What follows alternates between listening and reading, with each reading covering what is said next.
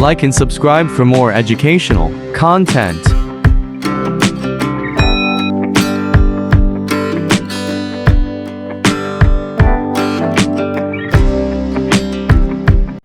Hello friends, લેરી accounts વાલામાં આપ લોકોનું હાર્દિક સ્વાગત છે.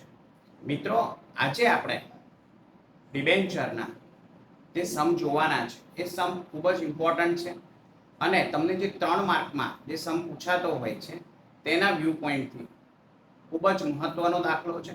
તો આપણે જોઈ લઈએ. 25મા નંબરનો દાખલો છે, પેજ નંબર 115 પર છે અને ગુજરાત બોર્ડમાં આવો જ દાખલો તમને પૂછાયેલો છે થોડીક રકમના ફેરફાર સાથે. તો મિત્રો 25મો દાખલો આપણે જોઈ લઈએ કે એક કંપનીએ 100 નો એક એવા 1500 ડિબેન્ચર બજારમાંથી જમણુના ભાવે ખરીદ્યા. મિત્રો, ડિબેન્ચર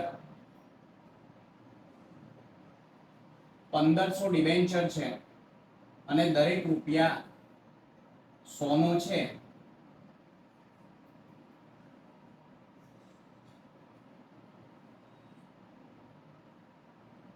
એટલે 1,50,000 ના ડિબેન્ચર થાય છે. હવે આ ડિબેન્ચર મિત્રો આપણે માર્કેટમાંથી જે ખરીદ્યા છે એ કેટલા ભાવથી ખરીદ્યા છે? તો અહીંયા 96 ના ભાવથી ખરીદ્યા છે. એટલે 96 ના ભાવથી ખરીદ્યા તો 1500 ગુણ્યા 96 એટલે 1,44,000 ના ભાવે ખરીદ્યા છે. તો મિત્રો, અહીંયા જે આપણા 1.5 લાખના ડિબેન્ચર છે એ આપણે 1,44,000 માં માર્કેટમાંથી ખરીદ્યા છે. માટે અહીં આપણને 6,000 રૂપિયાનો નફો થશે. તો મિત્રો, આપણી આમનો થશે નંબર 1, પોતાના ડિબેન્ચર ખાતે ઉધાર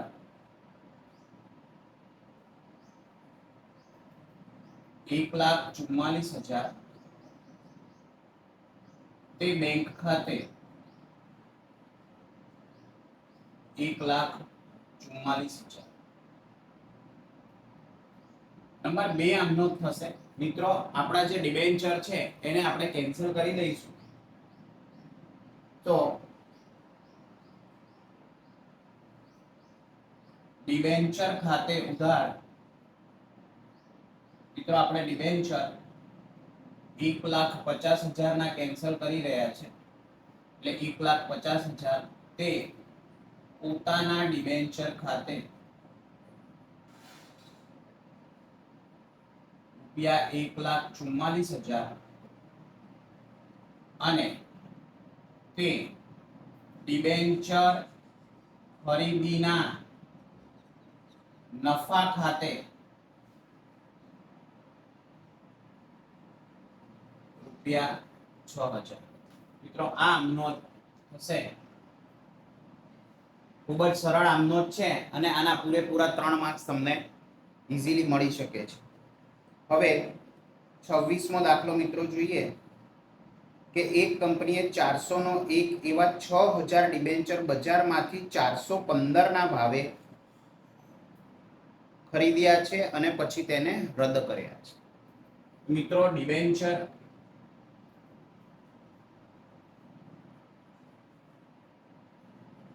6,000 ડિબેન્ચર છે મિત્રો અને એનો 400 નો ભાવ છે એટલે 24 લાખના ડિબેન્ચર થાય છે. હવે આ 415 ના ભાવે ખરીદ્યા છે મિત્રો આપણે.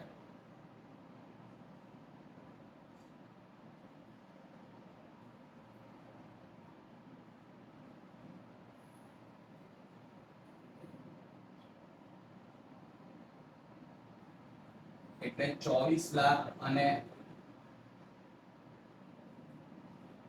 90,000 માં આપણે ખરીદ્યા છે.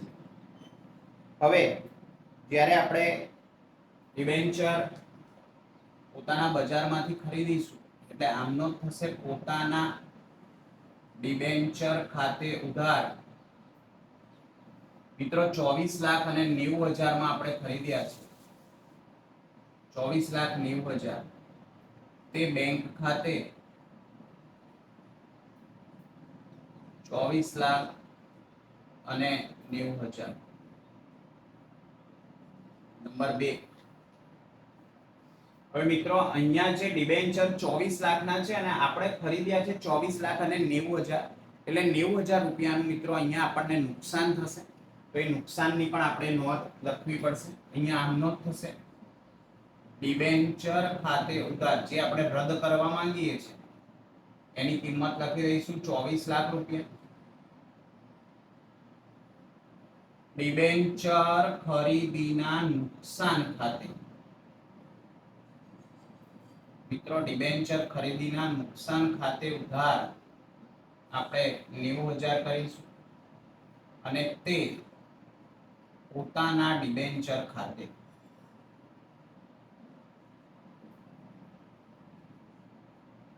એ મિત્રો 24 લાખ અને 90,000.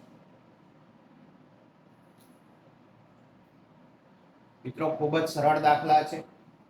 હવે 28મા દાખલા તરફ આગળ વધીએ. તારીખ 1 એપ્રિલ 2014 ના રોજ રવિન્દ્ર કોપર લિમિટેડ 12.5% ના 12,000 કન્વર્ટિબલ ડિબેન્ચર દરેક ₹400 ના ભાવે બહાર પાડ્યા છે.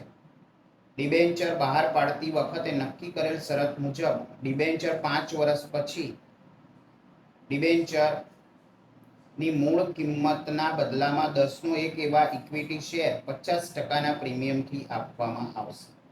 તો પહેલા તો મિત્રો આપણે જે ડિબેન્ચર બહાર પાડ્યા છે એ જોઈ લઈએ કેટલાના ડિબેન્ચર છે.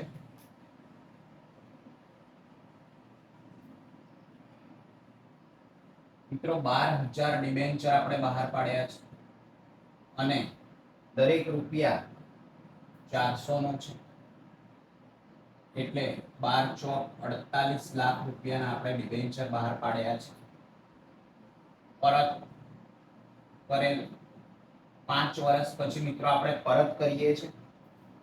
હવે એ ડિબેન્ચરના બદલામાં આપણે મિત્રો અહીંયા ઇક્વિટી શેર પરત કરી રહ્યા છે. દરેક ₹10 નો છે અને 50% પ્રીમિયમ છે. મિત્રો પરત આપણે ઇક્વિટી શેર કરી રહ્યા છે અને એ કેવી રીતે કરી રહ્યા છે તો કે ₹10 તેની મૂળ કિંમત પ્લસ ₹5 પ્રીમિયમ, 50% પ્રીમિયમ, 10 નું ₹5 થાય એટલે પ્રીમિયમ, એટલે એક શેર દીઠ આપણે ₹15 એમને ચૂકવીશું.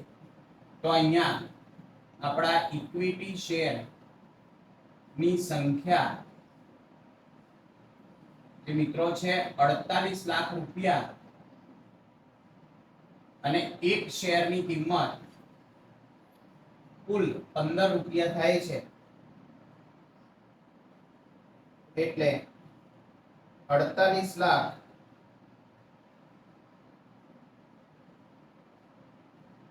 ભાગ્યા 15 કરીશું એટલે 3,20,000 ઇક્વિટી શેરની સંખ્યા આવશે.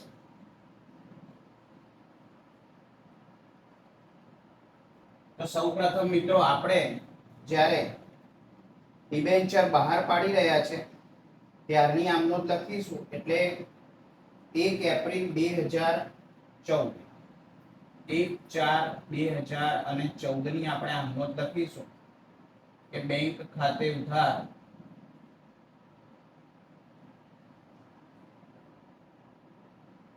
તે ડિબેન્ચર અરજી અને મંજૂરી ખાતે.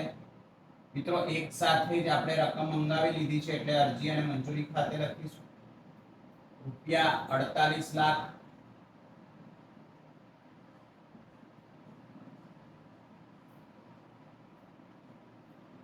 હવે આને આપણે ડિબેન્ચર ખાતે ટ્રાન્સફર કરીશું. તો ડિબેન્ચર અરજી અને મંજૂરી ખાતે ઉધાર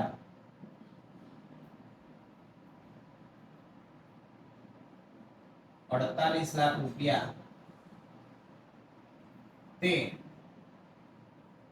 મિત્રો 12.5% ના ડિબેન્ચર છે એટલે 12.5% ના ડિબેન્ચર ખાતે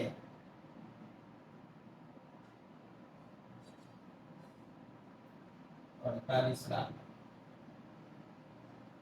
હવે મિત્રો 5 વર્ષ પછી એટલે કે 31/1/4 અને 2019 ના રોજ આપણે આ ડિબેન્ચર ને ઇક્વિટી શેરમાં પરિવર્તિત કરીશું. તો અહીંયા આપણી આમનોંધ થશે 12.5% ડિબેન્ચર ખાતે ઉધાર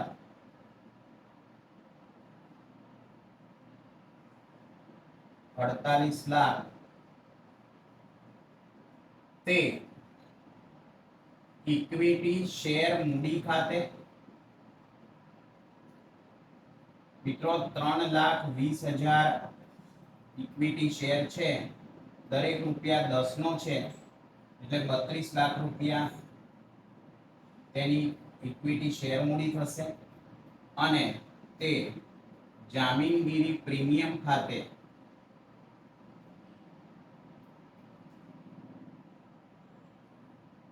મિત્રો 3,20,000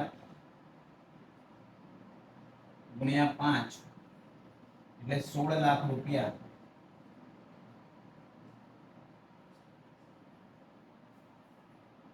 જામીનગીરી પ્રીમિયમ થશે. મિત્રો આ દાખલો ગુજરાત બોર્ડ 2022 માં પૂછાયેલો છે. આ દાખલો પણ મોડિફાઈડ કરીને પૂછાયેલો છે, માટે આ ત્રણેય દાખલા ખૂબ જ મહત્વના છે. આપના મિત્રોને, સગાવાલાને બધાને આ વિડીયો શેર કરતા રહો, જેથી કરીને એકાઉન્ટ્સમાં આ વખતનો આપણો હેતુ છે કે મેક્સિમમ સ્ટુડન્ટને 100 માંથી 100 માર્ક્સ આવે. અને આ વિડીયો તમે જો શેર કર્યા હશે ને 100 માંથી 100 માર્ક્સ આવશે તો ચોક્કસ તેમની સફળતાના ભાગીદાર તમે પણ બનશો. થેન્ક યુ વેરી મચ મિત્રો. આ વિડીયોને વધુને વધુ લાઈક, શેર અને સબસ્ક્રાઇબ કરતા રહો. Thank you very much. આપનો ખૂબ ખૂબ આભાર.